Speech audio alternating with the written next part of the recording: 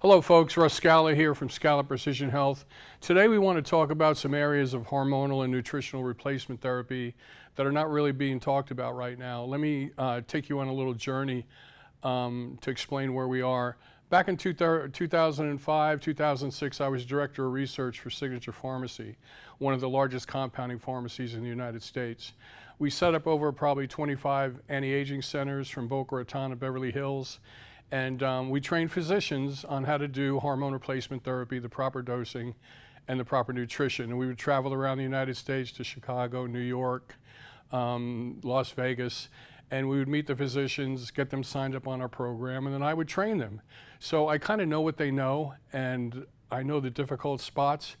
It was interesting because even in 2005, the physicians wanted one program for everybody, and one of the goals I had to teach the physicians is everybody's biochemically unique, so you can't use the same dosing protocol for everybody.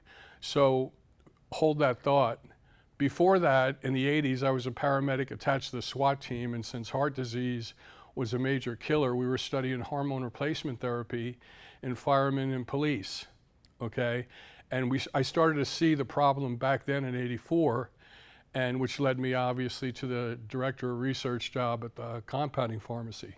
Another area that I had an epiphany, I was a triathlete racing around the United States, and in '84, I did that for like 10 years, and I realized we started testing the endurance athletes, men and women that were having heart attacks. And again, in 1984, testing athletes, we saw again hormonal and nutritional deficiencies.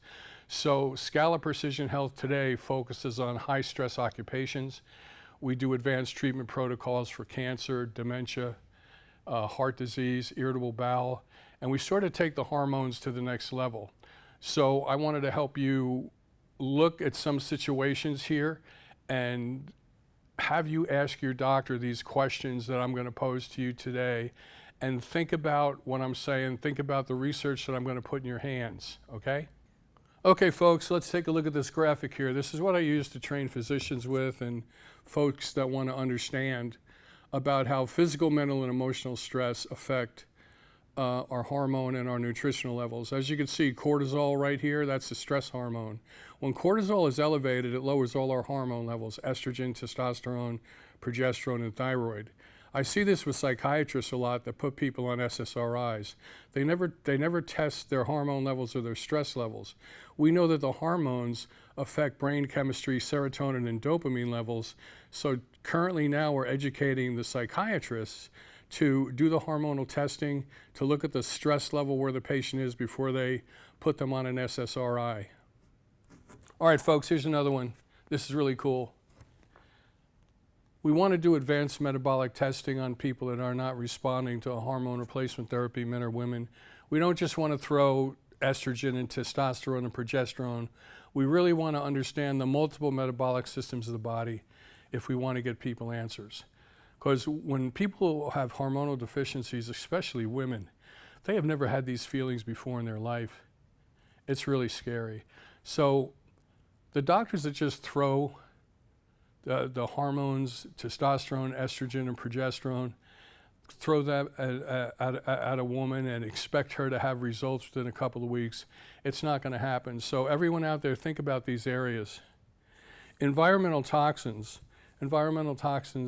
have something called xenoestrogens, and they elevate estrogen levels. They're toxic. So anything you rub on your skin or wash your hair with or brush your teeth with, that's a chemical, can affect your hormonal levels. They're called hormonal disruptors. Obviously, nutritional deficiencies play a role, and we have nutritional testing at Scala Precision Health. The microbiome, the gut microbiome has a lot to do with hormonal replacement therapy. You are not what you eat, you are what you absorb. And every day, men and women need about 21 minerals, 13 vitamins, 9 amino acids, and 2 essential fats. And if you're not pulling that out of food, if your intestinal tract, as we get older, doesn't pull these nutrients out of food, you will mine them from your own tissue. Okay, the ketogenic diet. Once you shift your body into fat burning and you lower your insulin and blood sugar levels, a lot of great things happen. And we also shift our clients over to the ketogenic diet or intermittent fasting. And then mitochondrial function, That's how we produce energy. If we focus on the mitochondria, when your hormones are not working properly, it lowers your mitochondrial levels. And think about mitochondria as a battery in the cell that creates ATP, the energy. So all these areas, you can see that all these areas affect the hormone replacement therapy, but they're not talked about. Now this is something you could think about if you're not responding to the therapy. Okay, folks, this is real important. I've been studying heart disease for 30 years. I've been to the best research labs. I trained cardiologists. I developed advanced treatment protocols for men and women that have had high calcium, soft plaque ruptures, stent, even work with heart transplant patients. The real problem isn't cholesterol, it's endothelial dysfunction. So when the endothelial lining, that's the lining of these arteries here, when that becomes damaged, is when your hormones are out of balance, estrogen and testosterone, it stops the arteries from releasing nitric oxide. Nitric oxide keeps the arteries dilated, and that's super beneficial. And if you think about it, heart disease is the #1 killer to men and women right now. Statin drugs, cholesterol drugs came out in 1984, and heart disease continued to rise. Our belief is, and we have the documentation for this, is it's endothelial dysfunction. Low hormonal levels, low nutritional levels. It's actually elevated insulin that can cause a problem. So heart disease is multifactorial, and it's a little different in everybody. So think about endothelial dysfunction. We have hormonal deficiencies and elevated insulin. That's sort of the perfect storm. So when I'm training physicians, especially with women, I tell them to look at the OAT axis, the ovary, adrenal, thyroid axis, which has to be treated together and has to be tested together. You can't just treat hormones in isolation and expect great things to happen. Okay, folks, one of the first things we do with our clients when they come through the program, we recommend that they get a calcium score so we can see if there's any blockages in their coronary arteries. Men with erectile dysfunction, we always say if you have erectile dysfunction, you don't have good circulation to that area, it's probably a good idea to get a hard calcium score. A 0 is perfect, 400 is kind of bad.